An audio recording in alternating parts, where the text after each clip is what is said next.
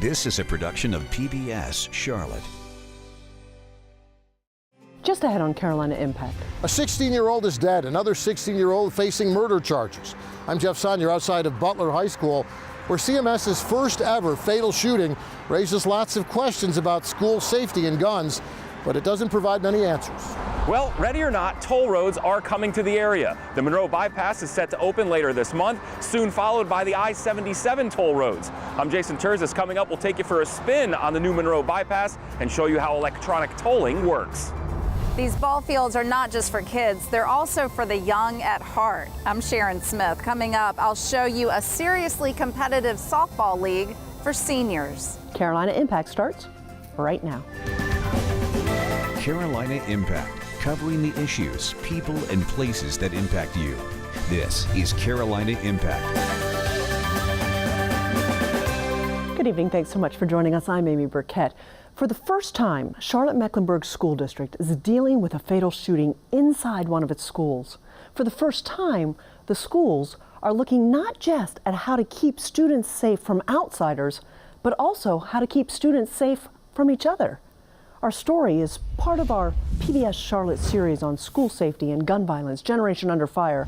PBS Charlotte's Jeff Sonnier is outside Butler High School in Matthews, where a typical school day turned into a chaotic crime scene. Yeah, so how do you stop those conflicts between kids that start off campus from escalating on campus? How do you tell what's bullying and what's not bullying?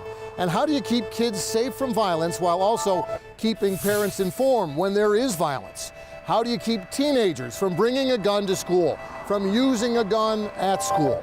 Here at Butler High School, the answer to all those questions, no matter what those answers are, well, they all come too late.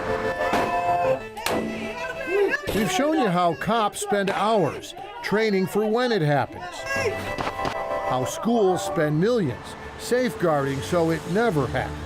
I don't think there's enough money out there to fully fence, lock down, secure, deploy every single technology that's out there, and we probably wouldn't want to do that. We feel good about the investments that are being made. But then there's a fight, and then there's a gun, and then there's a teenager dead and another one in jail, and since then, plenty of blame to go around. They come tell us that our son passed, but nobody can tell us that a situation was brewing. I will tell you that, from one perspective, yes, we failed. Maybe we didn't intervene early enough in a bullying situation. I don't really know what took place. I don't know how a young person gets a handgun in the state of North Carolina. Yesterday, we were all struck by a tragedy with the shooting at Butler High. Our entire area is grieving. And while parents plead for safety in our schools, while preachers pray for safety in our schools, and we will continue to pray for ways to avoid those things, those kinds of incidents in the future. And I would ask us to take a moment of silence in memory of the victim, the families, the students and staff at Butler, and also everyone affected by the loss of life due to violence in one of our schools. If you would now bow your head.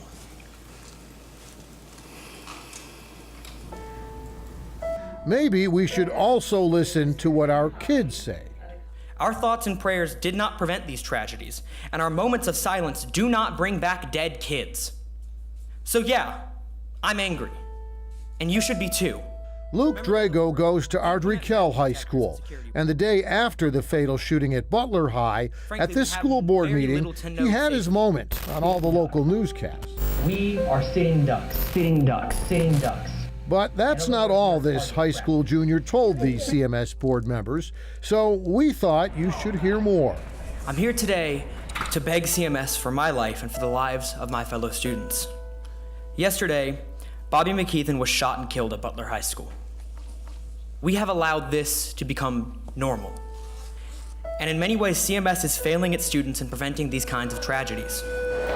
More about what he sees in school every day. Every morning, my school packs every student that arrives at 6:55 into the mall area. One of our teachers sits there or stands there and pushes us as close together as possible. We stand there in an open space with 7 direct entrances that are all unlocked. The same occurs during our lunch, where students are packed into the same area with the same lack of security. We have no metal detectors. We have no panic buttons. Frankly, we have very little to no safety, and there is nothing in my school preventing a student or stranger from walking in and allowing the same events that occurred yesterday to occur again. Nothing. CMS did not fail from one perspective. CMS failed from every perspective. The inexcusable reaction this district has had to years of warning and years of shooting around the nation is at best negligent and at worst criminal. You know, we've lost some young lives, and nothing could be more tragic. There were hundreds of kids in the hallways who witnessed what took place, and their families are hurting as well.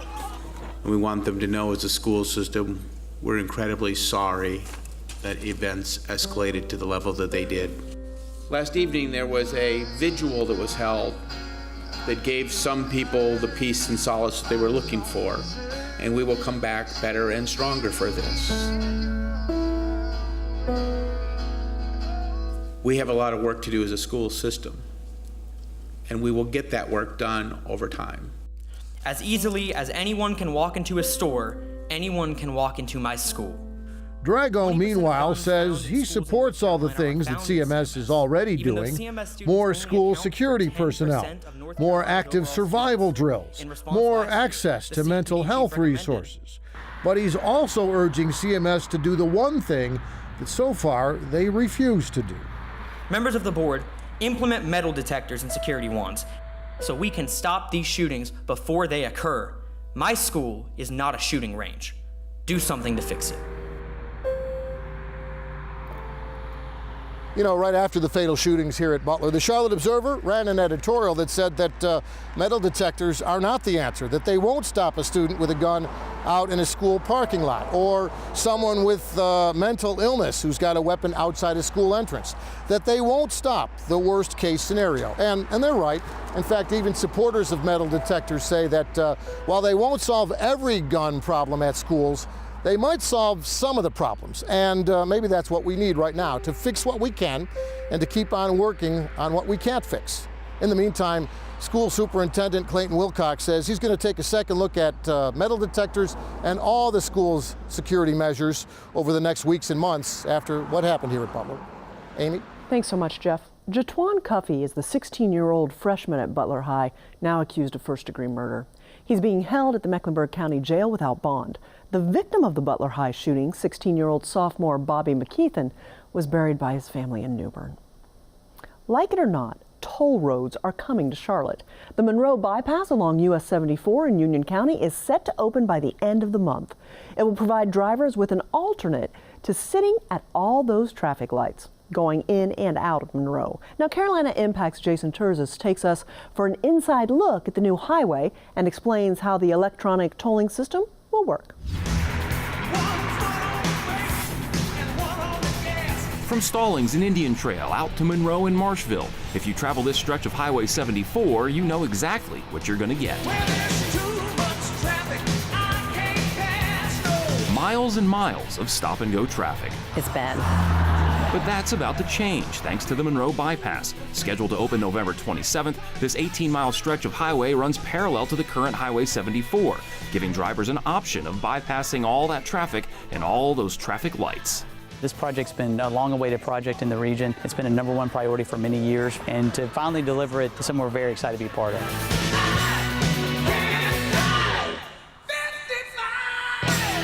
But there's a catch. Nobody likes tolls. The bypass will be the first toll road in the Charlotte region and just the second in the state, following the Triangle Expressway outside Raleigh. The Turnpike Authority is very excited to be opening a facility in this area. There's a lot of need along existing US 74, and we're glad to be one of those transportation options that can help relieve some of that congestion out there to give motorists another transportation option. Turnpike officials say using the bypass from end to end will save drivers anywhere from 20 to 40 minutes, depending on the time of day. I'm hoping the trucks will be off 74. The Monroe Expressway, it's a high-speed roadway. It does provide an alternative to the US 74 corridor. There are traffic signals on that road, so we like to say that this road's a choice. People may feel value, may receive value in paying the toll to travel at a high-speed roadway and get all the way from Marshville to Stallings or points in between. Plans for the bypass have been in the works for 25 years. The North Carolina Department of Transportation produced a slick-looking video about 5 years ago showing how then-current roads would be altered. Actual construction commenced in May of 2015. Once construction started, it's been pretty much a standard construction project. It is imperative that we do open on time because of the fact that we do have toll revenue bonds, and so we have to start repaying that debt. With shrinking federal grants and an underfunded construction budget, the NCDOT turned the project over to the North Carolina Turnpike Authority. They sold bonds to pay for the $731 million price tag. The bypass is expected to generate about $18 million annually from tolls. North Carolina Turnpike Authority did borrow money to build the project, and so some of the revenue that's collected will go back toward paying off those toll revenue bonds, and then a portion of the revenue from the toll collection also goes toward maintaining the project. A customer driving the entire length of the roadway would pay $2.54, but if you only travel part of the roadway, you're not going to pay the full $2.54. You're going to pay about 14 cents a mile. So here's how the electronic tolling works. As your car passes through one of the tolling interchanges, cameras take multiple pictures. Tolls are automatically deducted from your QuickPass account through a transponder on your windshield. If you don't have a QuickPass account or transponder, cameras take pictures of your license plate. You'll then get a bill in the mail, with charges roughly 35% higher than if you had a QuickPass account. And one of the benefits of the QuickPass account now is transponders are free. So customers can sign up for an account. There's no cost for the transponder. We do ask that they put down a $20 prepaid toll balance, but all of that money goes for tolls. There's no processing fees, there's no management fees. The entire $20 balance goes to pay for the toll. Another advantage of getting a QuickPass transponder is it will work in other states, including the EasyPass system found throughout much of the Northeast and Midwest. So customers from who may have an EasyPass, who may have a SunPass from Florida or a PeachPass from Georgia, they can use their account here seamlessly, and they can use their NC QuickPass account in those same states with just as much ease. To try to make things a little easier, Turnpike officials have opened up an office in Monroe to help customers create accounts, get transponders, and answer any questions. I never invested in the EasyPass because it irks me to have to pay to be taxed, but I decided with the opening of the expressway, and because I do travel back to Virginia and Maryland quite a bit, that I wanted to get a QuickPass. The Monroe Bypass may be the area's first toll road, but certainly won't be the last, with the 26-mile I-77 project from uptown Charlotte to Mooresville set to open soon. And in future years, additional toll lanes are coming to I-485 in South Charlotte, from I-77 over to Independence. We have just awarded a contract to begin I-485, and so construction will begin on that very soon. We've got another couple of projects that are in the works for the Charlotte area to make a network of express lanes that give motorists an option that guarantees travel time. There's also talk of creating 2 additional toll lanes on I-77 from uptown south to I-485 in both directions. So, like it or not, toll roads are on the horizon in and around the Queen City. Jason joins me now with a little more information. Jason, everybody is always interested in how can I get somewhere faster, but also all those businesses along 74, how will this impact their business? You know, there's actually a couple schools of thought on this. You know, the one thought is that by moving all those, all that traffic away, that it's going to hurt business. But then some of the locals that I talked to, they said, this road has been so congested for so long that they try to avoid it at all costs and try to take the back roads. So the hope is that by moving all the trucks and a lot of that traffic over to the bypass, that it will help clear up a little bit of the congestion so that the locals can actually get to and from the places that they're trying to go. So they're actually hoping that it does help in the long run. And so then there are businesses along the bypass as well. Is that a different factor that will bring them perhaps more business? Interesting, because now all of a sudden, and you saw, if you go back 20 years ago when they put in the 485 and how businesses start popping up, or with the light rail, South End blew up when they put the light rail in. The hope is that with this bypass going in, is that new businesses are going to start popping up along the bypass. So in August, Monroe City Council agreed to buy 155 acres near the bypass with plans to build a future business park. And a regional manufacturer, AMI Machining, announced plans to move closer to the bypass because they want their customers and their workers quicker access to in and out of Charlotte. So it is the beginning of what many people, you still have the option, if you don't want to pay the toll, you can take the busy road for free still. So people have choices. That's how they're trying to present it, as options. You don't have to use the Monroe bypass. When the I-77 toll lanes open, you don't have to use them. In future projects in 485, those toll lanes are coming to 485 also in South Charlotte. You don't have to use them. You can use them. It's an option. You have to pay. They want you to get the transponder. They make it cheaper if you use the transponder, or if you just want to use it once in a while, pay by mail. Okay, we'll keep our eye on this. Thanks so much for the information, Jason. Absolutely. Next up, we go from roadways to Hot Wheels, and not the kind you played with as a child. These are big boy toys. Carolina Impact's John Branscombe and Suzette Ree introduce us to a special collector. Tom Logano is a call-it-like-you-see-him kind of guy, and he calls himself a gearhead. Cars and trucks have always fascinated him, and he has an enviable collection to prove it. Bought a 1938 Chevy years ago, and that was the first of our antique cars, and then I just kept growing and liking it and kind of get addicted to it. Logano's passion for antique cars and trucks grew, and so did his collection. I got a 65 Corvette, and that came from a good friend of mine that I grew up from Sandbox days in Portland, Connecticut. I have a Ford Maverick. That was the first car, a 1971 Ford Maverick, the first car I ever owned. But there was a car Logano always admired but never owned, and his family schemed to surprise him for a very special birthday. So my wife told my daughter that she's throwing a party for me. I'm 60, and my wife told me we're throwing a party for my daughter because she's 30. The combined special birthday celebration resulted in this, a stunning 1971 Buick Riviera, the car that had always eluded him. My son and my daughter gave me that car, and it's not the car as much as it is them thinking of me, and it's just a beautiful car. They gave it to me for my birthday, and I was just totally stunned.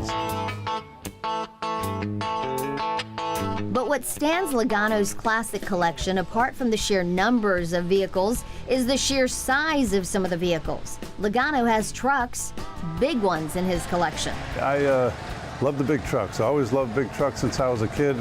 When I was 15 years old, I worked for a guy named Bruce Warnoff in Portland, Connecticut, and I called myself, I was the CEO of the pressure washer.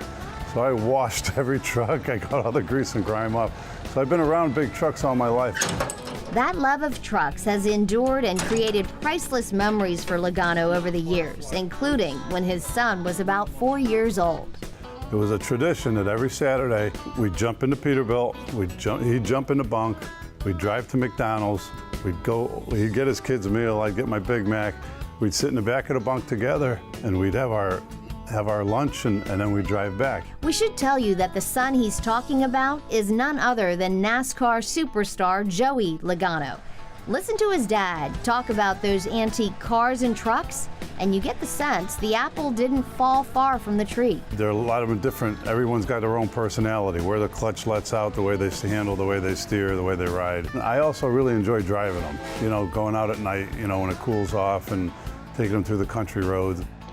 My son actually took a big passion toward the antique trucks too, and he just enjoys. We came down here for Easter, and we just got into big trucks and chased each other around town in them. It was fun. Having grown up with trucks, then owning a garbage company with a fleet of trucks, you can understand Logano's love of the big rigs and, of course, the classics. It's like he has two different types of vehicles to share with his kids, who are grown now, but here they're just Tom's kids. Joey rides the trucks with his dad, and Danielle rides the Riv with her dad. And of course, the new grandfather has plans in store for his grandson. He's re-outfitting one of the rigs for the next generation. My thing is I'm going to put my son and my grandson in the back of that Peterbilt, and we're going to go to McDonald's, and that's why I'm putting a bunk on the back of a 53 Peterbilt. So a new project is on the horizon for Logano and his classic wheels. It may seem like a museum in here, but for the man who owns all these, it's just a fun part of his life. And it's just a getaway for me. It's my golf game, or it's my softball game, or so it's just a getaway. It's something I really enjoy and take some pride in. And just in case you thought Logano treated his antiques like they were fragile pieces of history, yeah, not so much. For Carolina Impact, I'm Suzette Ree. Thanks so much, Suzette. The story of Tom Logano's collection is a snippet of our Trail of History program. The Antique and Classic Cars episode airs tonight, right after Carolina Impact. Well, there's a group of women in Charlotte who take the phrase senior living to a brand new level. They play, and they play hard. Softball is their game, and their experience is measured in decades. As Carolina Impact's Sharon Smith shows us, it's a win every time they take the field. On a cool fall evening. Yeah, last week was really cold, and it's such a change from tonight. It's nice out. The Dirt Divas look and sound ready to play ball. There's the standard pregame warm-up, some regular chit-chat. Good. What position am I playing tonight? But this is not a typical league. And I was 80 then, and I'm 82 now. When I came to the league and they told me she was 81, I said, well, I want to be like her. The only catch to becoming a sassy softball sister, Diane did a good practice one Saturday morning too, is you have to be at least 50 years young. I'm Nancy Bolton, and I actually started playing pickup games when I was in college. Nancy, also known as Socks, it's my trademark, has always enjoyed softball. I was a pitcher, believe it or not. I don't do that now, but so that was 1976. Let's go, Nancy! Some 40 years later, she may be a little slower, but perhaps more in love with the game. It's my escape from reality. I come out here, I forget about everything. She and buddy Gail Engel played against each other in church leagues back in the 90s. Come on, Gail! Players got younger as they got older. Several years ago, Parks and Rec didn't have a senior softball team, so these ladies had an idea. Let's create a league of our own. We got 2 out. Once we get here, we're 12 years old again. Just for that hour. Go, go, go, go, go! It's fun, active, and so much more. We have players who came out because they've lost a husband and they wanted something to do, and that was something they had done a long time ago. In one season, we had someone from another country that had never played softball. So we have all levels of playing. She runs like a cannon. There's Brenda. Nobody will get Miss Brenda out, ever, because she is so fast. All right. She still works full time, but always makes time for softball. Claire is the young one, a kid in her 50s. The fact that we'll come out here and play, and we don't care if we screw up, we don't care how it makes us look, we're just here to play ball and have fun. And so you gotta have a little bit of chutzpah. She's got it. Claire recovered from 2 brain surgeries to remove a benign tumor and was chomping at the bit to come back. A musician by trade, she's a rock star to her sassy sisters. Getting my balance back and my perception back, those are things that were affected by the surgery. The hearing's gone, but softball helps so much with that. Everyone has a story. Nancy stays active raising her granddaughter, says softball also keeps her young. It keeps you flexible, gives you energy. A lot of times I get that little base hit that scores that winning run or a tying run or whatever, and that just does something to you. Out here, life's distractions get pushed to the sidelines. Umpire Danny Hartzell sees the toughness every game. I've never heard anybody argue with me about anything. Whatever I call is fine with all of them. I'm just joking. Every one of them is wonderful. They're good sports. There's not a bad one out there. Everybody is great. Softball gets them moving, cheering, enjoying the company of women they otherwise might not know. Some of the teams make it to the state championships, earning gold and silver medals. Some women play senior league basketball too. Through it all, always a team. On this night, the Dirt Divas beat the Plum Crazies. But just like age, the score is just a number. For Carolina Impact, I'm Sharon Smith reporting. Okay, I just absolutely love those ladies. Thanks so much, Sharon, for sharing that story. The Sassy Sisters Softball League is open to anyone over 50 and welcomes all experience levels through Mecklenburg County Parks and Recreation. Well, that's all we have time for this evening. Thank you so much for joining us. We always appreciate your time and look forward to seeing you back here again next time on Carolina Impact. Good night, my friends.